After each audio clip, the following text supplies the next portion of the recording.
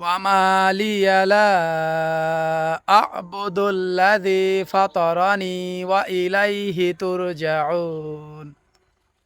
কোন যুক্তিতে তোমরা আল্লাহ তাআলার ইবাদত করো না? কেননা তোমাদেরকে তো তার কাছেই ফিরে যাইতে হবে। আল্লাহ তাআলা কুরআনে বর্ণনা করতেছেন যে আমাদেরকে তার কাছেই ফিরে যাইতে হবে। এমন কি যুক্তি আমরা দাঁড় করাই যার কারণে আমরা আল্লাহ তাআলার ইবাদত করি না?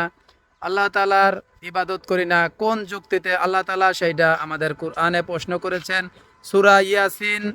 সূরা ইয়াসিনের একটি আয়াতে আল্লাহ তাআলা আমাদের এই বিষয়ে প্রশ্ন করেছেন। তো বন্ধুরা, যারা আমার ভিডিও দেখেন তারা অবশ্যই মনে রাখবেন, আল্লাহ তাআলার ইবাদত ব্যতীত মুক্তির কোনো পথ নেই। আপনি যত যুক্তি খোঁজেন, যত কিছুই খোঁজেন না কেন, আল্লাহ তাআলার ইবাদত ব্যতীত আপনার মুক্তির আর কোনো পথ নেই। শুধু আমি এতটুকুই বলবো, যারা হালাল বার্তা চ্যানেলের সাথে যুক্ত আছেন তারা অবশ্যই হেদায়েতের পথে চলে আসবেন। আর আমার জন্য আল্লাহ তাআলার কাছে অবশ্যই দোয়া করবেন, আল্লাহ তাআলা যেন আমাকে হেদায়েত হেফাজত করেন। তো বন্ধুরা, অবশ্যই একটা কথা মনে রাখবেন, আল্লাহর ইবাদত ব্যতীত মুক্তির কোনো পথ নেই।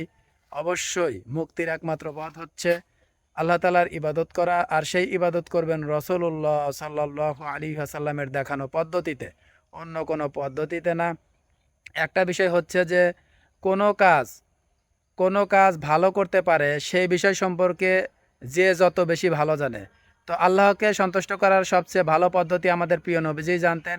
আর আল্লাহকে সন্তুষ্ট করার মধ্যে প্রিয় নবীজির সুন্নাহ ব্যতীত অন্য কোনো মাধ্যম নাই।